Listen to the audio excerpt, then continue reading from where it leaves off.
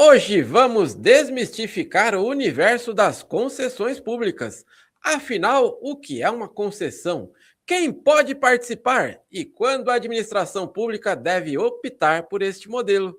E para nos ensinar o passo a passo desta jornada, recebemos ela que é auditora fiscal de controle externo do Tribunal de Contas de Santa Catarina desde 2006, é graduada em Ciências Jurídicas pela Universidade Unisul, pós-graduada em Direito Municipal e em Governança Pública e tem MBA em Concessões Públicas. Então, ninguém melhor do que ela para falar sobre este tema, não é mesmo? E aí tem mais, tem tudo isso que vai aparecer aí na sua tela. Seja muito bem-vinda pela primeira vez aqui no Boletim Diário, a professora Carol Souza.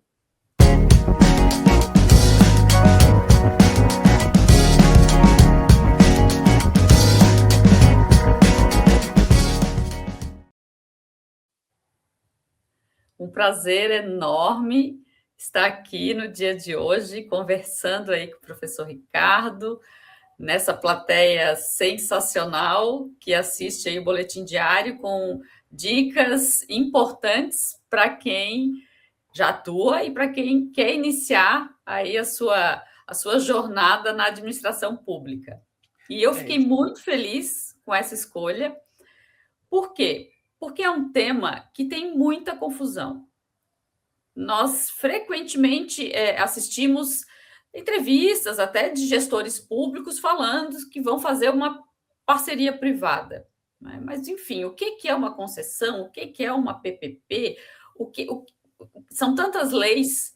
Então, esse é o objetivo, de sermos claros. Primeira diferenciação.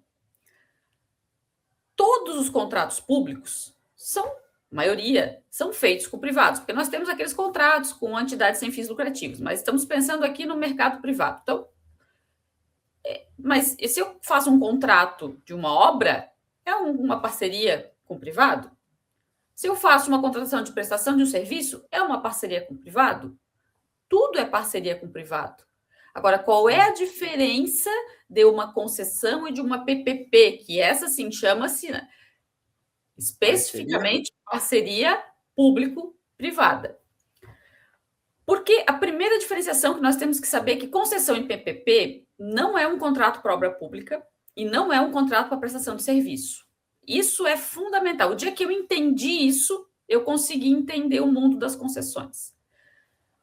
A PPP e a concessão, ela é um projeto de investimento. É isso que tem que ficar claro.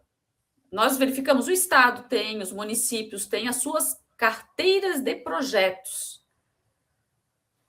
Então, nós temos que entender que o privado está olhando para as concessões e para as PPPs como uma oportunidade de investimento.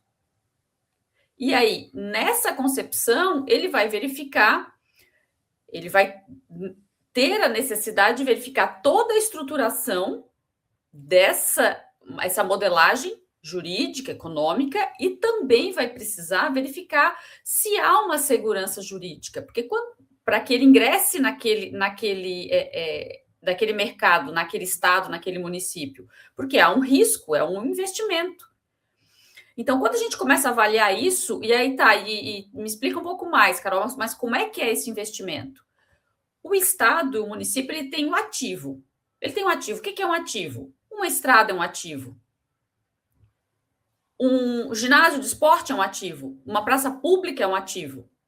Então, dependendo do tipo de ativo e do tipo de serviço que vai ser explorado, que o privado vai explorar esse ativo, você vai adotar modelagem. Vou dar exemplos. Eu tenho um ginásio de esportes e que eu quero conceder a um privado para que ele explore, faça melhorias e que ele de repente coloca uma lanchonete, faça... Isso é a concessão de direito real de uso. É a concessão lá da 14133.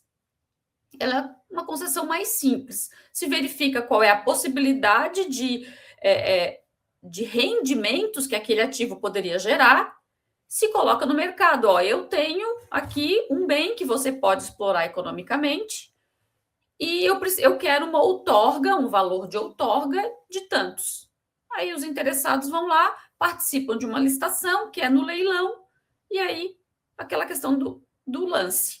Então, essa é uma concessão que a gente costuma ver para situações em que o Estado tem um ativo, uma praça pública, e ele quer que aquela praça pública seja bem cuidada. Ele permite que se coloque ali uma banca, ou uma exploração, ou algum brinquedo para que haja exploração. Então, isso é uma concessão lá da 14133. Perfeito, professor. Eu estou amando a forma como você está trazendo para a gente, porque é muito atrelado, né? Quando fala de concessões, o pessoal sempre acaba lembrando aí das rodovias, né? Aeroportos, assim por diante. E a forma como você está trazendo é bom que já está ampliando Já o estou conhecimento de ampliando. muita gente, já está enxergando de uma maneira diferente, né? E antes de fazer aqui uma pergunta para a professora, eu quero alertar aqui o pessoal, gente, não deixe de seguir também, ó. Esse tema, vocês sabem que é diferente, não é sempre que nós encontramos alguém falando aí sobre concessões, né? Então não deixe de seguir também lá a professora, tá aparecendo aí o Instagram da professora, ela distribui aí muito conteúdo e claro, você tem dúvida, manda um direct ali para ela com certeza vai responder para você. Tá gostando deste tema aqui também, ó? Comenta aqui embaixo, coloca aí as suas dúvidas que nós fazemos chegar aí até a professora também. E Carol, ó, eu acho que essa é dúvida, isso eu encontro muito nos eventos, quando entra nessa temática aí das concessões, né? A professora já está clareando bastante aqui para a gente, mas afinal, ó, quais empresas podem participar aí das concessões? E, se possível, professor, esclarecendo também o porquê. Por favor, o espaço é todo seu. Ótimo. Então, para que as empresas comecem a participar das concessões, nós temos que entender essa situação. Nós já vimos a concessão da 14133 e agora nós temos duas leis. A concessão da 8987 e a PPP, que é da 11079. Então, nessas outras modelagens, elas são modelagens mais complexas. Qual é a diferença de uma outra, bem rapidinho? Na concessão, nós não estamos falando da concessão lá do ginásio, nós estamos falando agora de uma concessão de rodovia.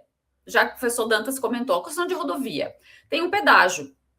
Quem que paga essa concessão da rodovia? Quem que paga? Porque o que tem desse projeto de investimento? Nós vamos ter as construções para ser feitas, as manutenções para ser feitas, toda a operação, toda a assistência que nós temos nas rodovias, que as próprias concessionárias de resgate, então tudo isso ele é colocado num projeto, tem todo um cálculo de investimentos, tem investimento privado, vai ter um investimento captado por operações financeiras, então ela tem modelagem econômica bem complexa. Então, isso vai fazer com que aquela empresa ela vai verificar todos esses detalhes de custos e ela vai, então, chegar à conclusão, ela e o Estado, de que aquela tarifa que a gente paga lá de pedágio, nós estamos pagando a concessionária. E por si só, ok, então essa é a concessão de serviço público comum. Qual é a diferença da PPP? A PPP tem a mesma lógica, só que na PPP a tarifa não paga todo o serviço. Então, nós temos a concessão patrocinada, em que há uma cobrança, e aí eu posso falar dos ônibus. Muitas vezes, os ônibus, eles não têm, a passagem não cobre todos os custos. Então, o Estado tem que entrar com um aporte de recursos. Então, essa é a patrocinada. O Estado patrocina algo para que aquele serviço público, junto com a tarifa, seja viável. E a PPP e a concessão patrocinada, nós temos a concessão administrativa, que são os presídios. Não tem pagamento de tarifa. O próprio Estado, ele mesmo paga tudo. Então, nós temos que entender essa modelagem. Eu, como empresa, como é que eu entro? Ela precisa ter essa modelagem econômico-financeira, essa modelagem jurídica. Isso é bem complexo. Então, dificilmente uma empresa que faria uma obra, ela vai ter condição sozinha de participar de uma concessão. E aí, aqui, concessão, eu estou falando no âmbito de concessão em PPP. Ela vai ter essa dificuldade. Então, ela começa a se consorciar. Eu tenho a expertise em construir, o outro tem a expertise em fazer a gestão, o outro tem a expertise de ter os ônibus ou os carros. Vamos pensar numa rodovia que precise Então, as expertises para que aquele negócio, aquele objeto seja realizado, seja cumprido, seja satisfeito, se juntam em consórcios. Então, essa é a primeira, é o primeiro dica que eu daria para que as empresas, porque sozinhas elas não vão conseguir, elas precisam ter capacidade técnica, então isso é uma estrutura, você tem que começar a se estruturar para participar de uma concessão, com outras atestados de capacidade técnica, experiência, a capacidade operacional, você tem que ter uma solidez econômica, demonstrar isso, por quê? Porque são investimentos muito altos. Existem investimentos de toda a infraestrutura. Quem faz a infraestrutura não é o poder público. Quem faz a infraestrutura e financia a infraestrutura é o privado. E como é que ele faz isso? Ou ele tem recurso próprio, mas geralmente ele não usa, porque ele acaba pegando recursos de bancos. E existem bancos como o BNDES, que são bancos públicos, que eles têm essas linhas de crédito. Então, existe toda uma matemática, digamos assim, econômico-financeira, que o privado vai avaliar, e aí tu precisa ter essa estrutura de modelagem, só para ter ideia, uma concessão e uma PPP, ela não leva menos de 2 anos para ser planejada. Sim. Então, o privado, ele precisa ter essa ideia de que ele não está entrando numa obra pública, ele não está entrando numa prestação de serviço, que ele vai lá, presta o serviço, não, ele vai ter responsabilidades, porque o lucro dele vai vir da exploração de 5 até 35 anos. Sim. Então, PPP em concessão é um casamento. Você está entrando num casamento aí de, no mínimo, que vão ter algumas bodas para serem, e aí com todas as intempéries aí que a gente sabe que tem uma relação contratual, que não deixa de ser o casamento. Exato. Então, e a professora está deixando bem claro a importância de ter ali um planejamento, tem que se unir, né? Amei a forma como a professora colocou, porque é por isso que existem aí os consórcios, para que tenham mais força, mais fôlego, né, professora? Para honrar com esse compromisso tão grande, né?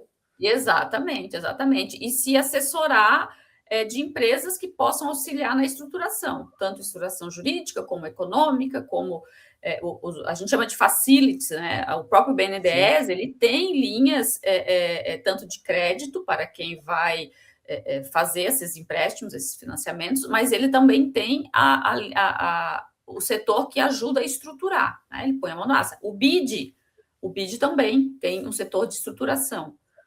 E os municípios pequenos, que de repente o BID não vai ter interesse, existem empresas de consultoria que elas ajudam na estruturação, né? E tanto para o privado como para o público, porque o público também precisa ter uma consultoria para poder fazer os seus editais e fazer a sua modelagem, porque ela tem que ser atrativa. Nós estamos vendo, nós estamos dizendo lá para o investidor que ele, ao invés de ele botar o dinheiro dele na poupança, digamos assim, né, ele coloque num investimento. Então, ele tem que ser atrativo. E aí, claro, aí tem toda uma questão de matriz de riscos, que vai distribuir esses riscos para que fique equilibrado. Aí, durante a execução do contrato, tem N instrumentos para que essa parceria, porque aí o objetivo é comum, né? Isso que nós temos que entender, o objetivo é comum. Eu, privado, tenho interesse naquele projeto de investimento, tenho interesse naquela PP, naquela concessão, quero o meu lucro, e ele vai ter o lucro dele definido dentro, que a gente chama de TIR, que é a taxa interna de retorno, isso vai estar definido do projeto econômico, e ele vai ter também métricas para cumprir, porque ele precisa prestar um serviço de excelência. Qual é a vantagem, Carol? Por que o público não faz direto? Porque o custo é muito mais alto no sentido da operação. Tudo que a administração pública precisa fazer, ela precisa fazer uma licitação. Sim. Vai ter que licitar para fazer a estrada, ela vai ter que licitar alguém para fazer a fiscalização, ela vai ter que licitar alguém para dar o suporte. Né? E o Estado não tem nem perna e nem é o objetivo dele. Né? Ele tem que prestar, qual é a responsabilidade do Estado? Ele tem que prestar o serviço de qualidade. Ele tem que. O Estado não deixa de ser titular, o dono do serviço. Ele é o dono, ele que dá as regras. Então, nós temos regras das agências reguladoras, por exemplo, de transporte, é a NTT. Então, as agências reguladoras, elas vão fazer a regulação do serviço. Então, isso é do Estado. O privado, ele não vai fazer do jeito que ele quer, ele tem uma regulação. E aí, então, a partir disso é que o Estado, dessas regras, o Estado faz um edital e lança essa oportunidade de um privado explorar um ativo público, ao invés do próprio município, do próprio Estado ou município manter esse ativo. Então, ele dá o direito do privado explorar, receber, ter essa taxa interna de retorno nesse projeto, só que ele vai ter que construir, ele vai ter que dar manutenção durante todo o período da vigência. Ele não chega só e faz lá a obra e sai. Né? Então, ele tem que prestar um serviço de qualidade, até porque ele tem o nome dele, né? Ele tem a responsabilidade, amanhã ou depois, uma via mal sinalizada, que tem algum acidente, ele fica responsável, que é a todos esses riscos, e ele mesmo, quando ele constrói, e ele vai ter que manter depois, ele melhora a qualidade da construção. Sim. Não é só uma construção boa, isso é uma vantagem muito interessante. Ele tem um interesse na qualidade, né, professor? Interesse na qualidade, porque se aquilo desgastar com um mês, ele vai ter que ir. Então, ele põe uma melhor qualidade, que é diferente das obras públicas que a gente conhece, porque ele vai ter que fazer a manutenção. Geralmente, obra pública, o que tu faz? Tu vai lá, licita, constrói, e a empresa que construiu, ela tem a responsabilidade da solidez, por 5 anos, toda aquela responsabilidade civil e da engenharia. Mas se tiver que amanhã ou depois dar uma manutenção, se no contrato ela não tinha obrigação da manutenção, pode descascar a parede daqui a um tempo. Então, ela coloca qualquer tipo de produto. Se não tiver uma boa fiscalização, por isso que as nossas obras públicas elas saem ruins. E isso não acontece nas concessões, nas PPPs. Perfeito, professor. Esse é um tema complexo. Eu estou vendo aqui, o tempo não está me ajudando. Não sei o que aconteceu. Eu gosto de falar. Não é isso, não. É que o tema, essa aqui já vai ficar com o gostinho de quero mais, mas eu tenho que perguntar ainda nessa primeira entrevista aqui, professora. É claro, né? Vou pedir aqui dicas, se possível, que a professora traga, tanto para o gestor como para as empresas, né? Referente ao tema concessão, mas talvez a primeira dica eu já vou pedir para colocar na tela aqui. Você precisa, se você tem um desafio desse aí pela frente, você precisa seguir a professora. Está aqui em cima no Instagram aí da professora. Eu sei que o tempo não nos ajuda, mas a professora tem muito mais para falar, aqui são poucos minutos, e eu tenho que aproveitar aqui ao máximo. Professora, eu queria perguntar para você, Carol, por exemplo, qual dica que você dá para quem tem um desafio aí, falando em épocas aí de 14133, né? O gestor que está chegando agora, puxa, eu vou precisar fazer uma concessão. Que dica que a professora dá para esse pessoal que está chegando agora? E por que eu menciono isso?